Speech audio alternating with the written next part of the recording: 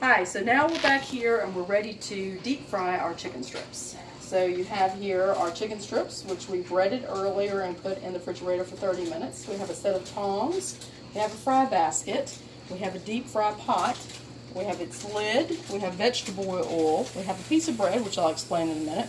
You can see that in the pot we have about 1 inch of vegetable oil and it's heated to 375. Now this is a candy thermometer. We want the temperature to get between 350 and 375. That's the correct temperature for deep frying chicken.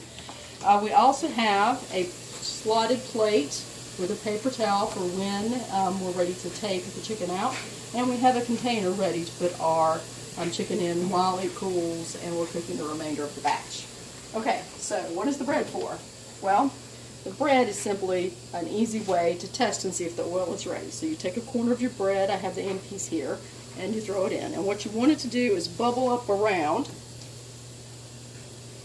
pretty quickly around the bread, and that way you know that it's ready to go. Alright, so we're going to take our tongs and we're going to take that bread out. Alright, so our oil is at the right temperature. So we're going to put some of our chicken tenders in our basket. And I'm just going to lay them evenly in here. Try to space them out. And I think I have room for one of the shorter ones here. Alright, now I'm going to lower the basket. And they should start bubbling. Ah, this is how we know that it's ready. Now, chicken of this thickness will take anywhere from 8 to 10 minutes to fry, depending upon the temperature of the oil.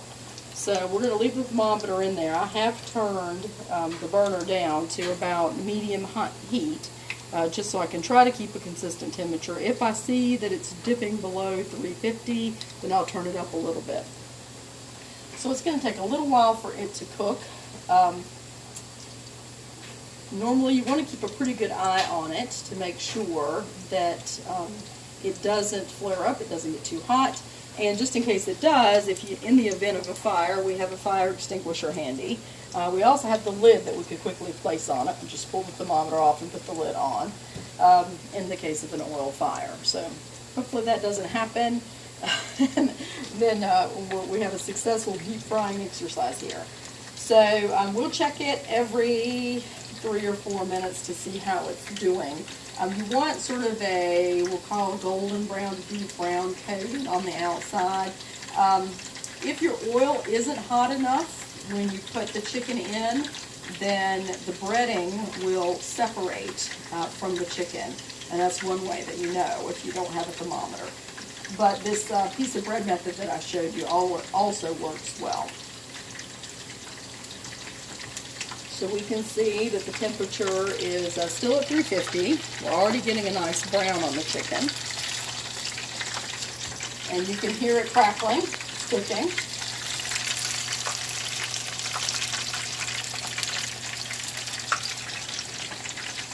And this particular setup with the basket is nice because you can just sort of lift the basket out.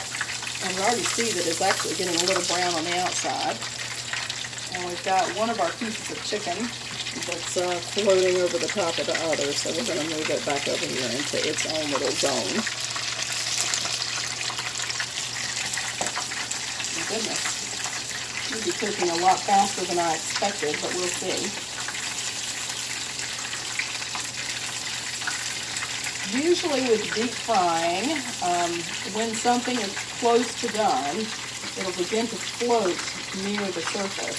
Now some of these pieces of chicken aren't as thick as the others, so in a minute we'll take one out and cut it and just kind of see, so we can kind of gauge.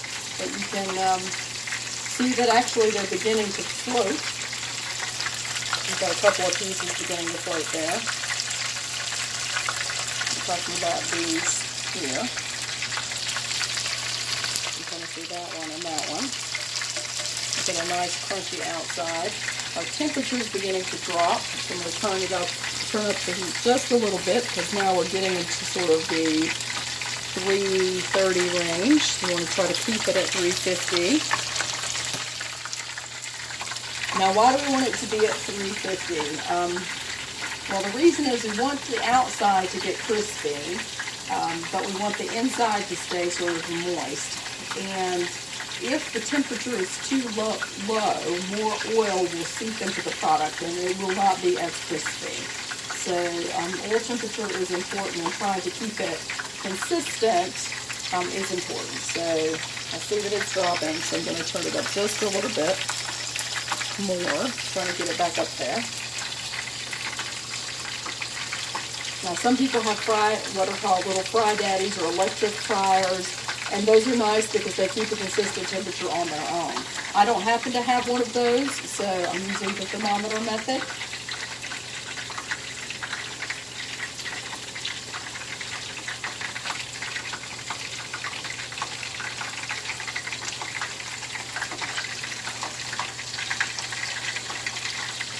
I think in just a minute here I'm going to test one of these and see how it's doing. I'm going to grab a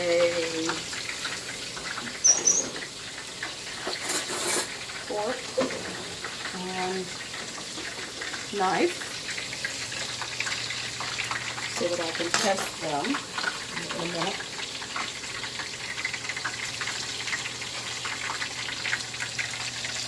Alright, all of our chicken seems to be floating. So, I'm going to take it out, take the basket out here. Shake off the oil. And I'm going to put these pieces, it's easy because I just flip the basket over. Just set my basket down here. Let the oil get back up to temp. And we're going to try one of these pieces and see if it's done. Okay.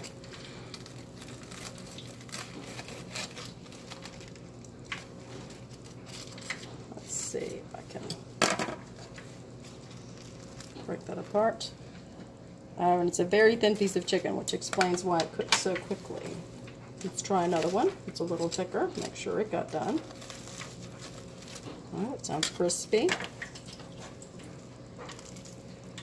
There we go. That's done. And this last one, just to make sure that we've gotten this batch is completely done. All right, and it is. Okay, so after they've sat down and cooled for a minute, I'm going to stick them in this pot here. These might be a little darker, so the next batch, maybe I can go a little less time, but they look done. Put them in here. Okay, we're going to try one more batch. Okay. All right, let's see how this goes. Okay, so put some more chicken strips in our basket. All right, so from that batch, we know they're cooking a lot faster than we expected. So 2 to 3 minutes it looks like. So much faster than the exemplar video.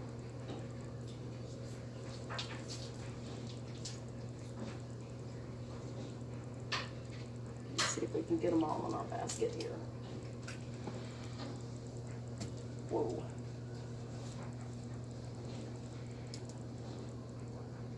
And I think we can, and we scoot them together a little bit. We'll switch this one out.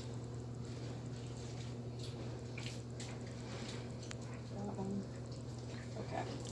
Now our temperature is back up at 350. We're going to put our basket in again.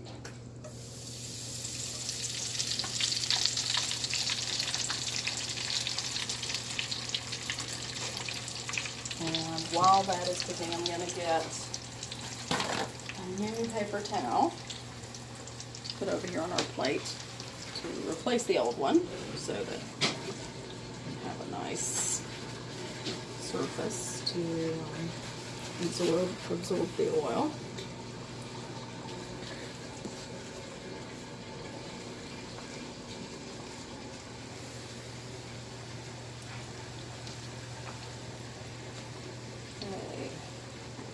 back up again.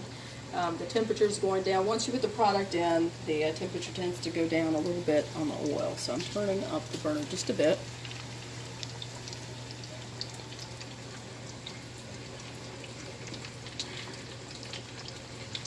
But they seem to be frying nicely. Nothing is floating yet. I'm going to try taking these out just a tad bit sooner to sort of get a lighter color.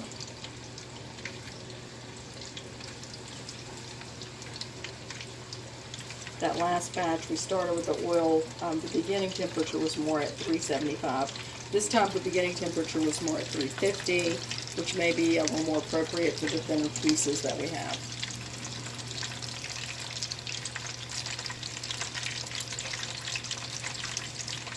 Okay, so I can hear a popping sound.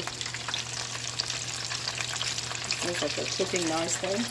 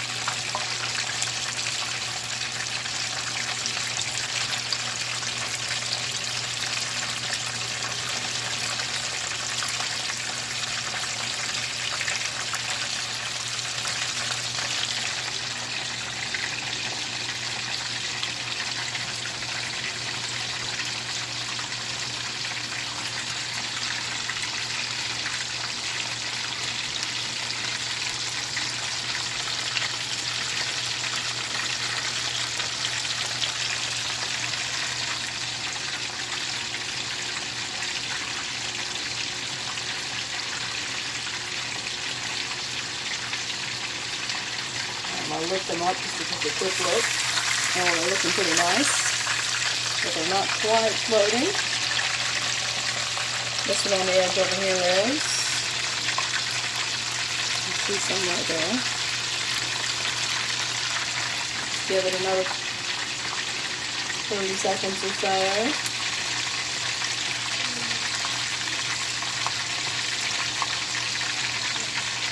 And look again.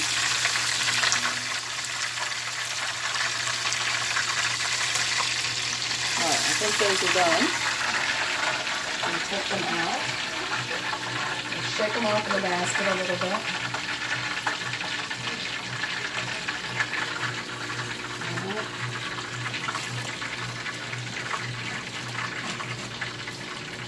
Dump them out here. Put the basket over here. Lost one on the countertop.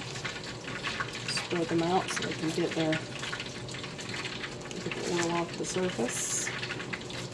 Okay, now put into one of these.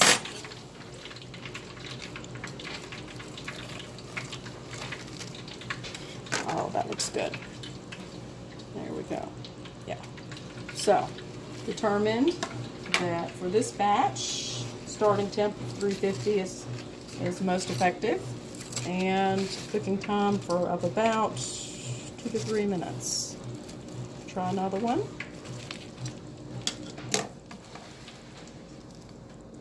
Okay, and we've got one that's thicker than the rest right here.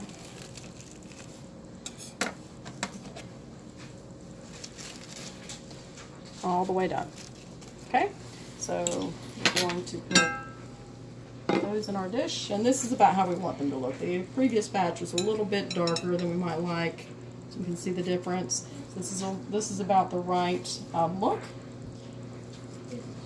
So I'm just going to put these in here. And I'm going to turn the burner off and let the oil cool down. Push it to a back burner, get it off the heat, cover it, and let it sit. I'd say for at least an hour, and then dispose of it, either put it in a jar and then dispose of the entire jar of oil, or put it in another fireproof container that can be disposed of. You do not want to put it down the drain. It's not good for the public sewer system. Alright, so that's it. for today's lesson on deep frying chicken strips. Thank you very much.